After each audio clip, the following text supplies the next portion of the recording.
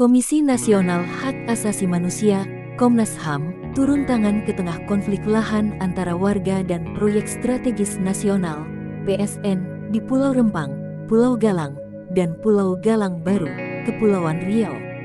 Ketua Komnas HAM, Adnike Nova Sigiro mengatakan pemanggilan tersebut merupakan tindak lanjut dari aduan warga yang terdampak relokasi menyusul rencana pengembangan Rencana Strategis Nasional, PSN, di kawasan tersebut.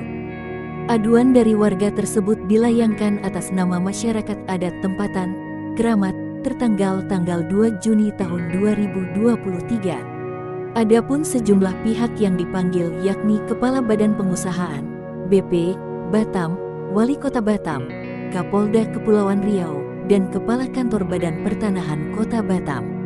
Di samping itu, Adnike mengatakan Komnas HAM turut menyesalkan insiden bentrok yang terjadi antara aparat gabungan dan warga saat demonstrasi warga menolak rencana relokasi tersebut pada tanggal 7 September lalu. Adnike juga meminta agar aparat keamanan yang berada di kawasan tersebut segera ditarik mundur dan mengutamakan jalur dialog. Ia juga meminta agar pihak kepolisian membebaskan warga yang ditahan oleh kepolisian segera dibebaskan akibat kerusuhan tersebut. Selain itu, Adnike juga meminta agar pemerintah melakukan pemulihan terhadap anak-anak yang mengalami kekerasan dan trauma saat kejadian bentrok tersebut. Selain itu, pihaknya pun meminta agar masyarakat turut menjaga ketenteraman guna mencegah eskalasi konflik. Konflik tersebut bermula dari rencana relokasi warga di Pulau Rempang, Pulau Galang, dan Pulau Galang Baru dalam mengembangkan investasi di Pulau Rempang menjadi kawasan industri, perdagangan dan wisata yang terintegrasi.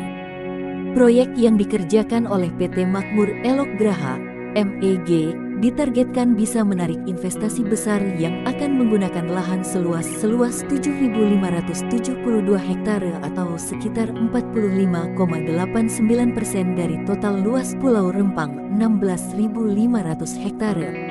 Warga yang mendiami di Pulau Rempang, Pulau Galang, dan Pulau Galang Baru tersebut harus direlokasi ke lahan yang sudah disiapkan. Jumlah warga tersebut diperkirakan antara 7.000 sampai 10.000 jiwa. Bentrok pun pecah antara aparat dengan warga pada tanggal 7 September lalu. Aparat gabungan disebut memasuki wilayah perkampungan warga. Sementara warga memilih bertahan dan menolak pemasangan patok lahan sebagai langkah untuk merelokasi. Terima kasih telah menonton. Jangan lupa like, share, subscribe, dan klik lonceng ya.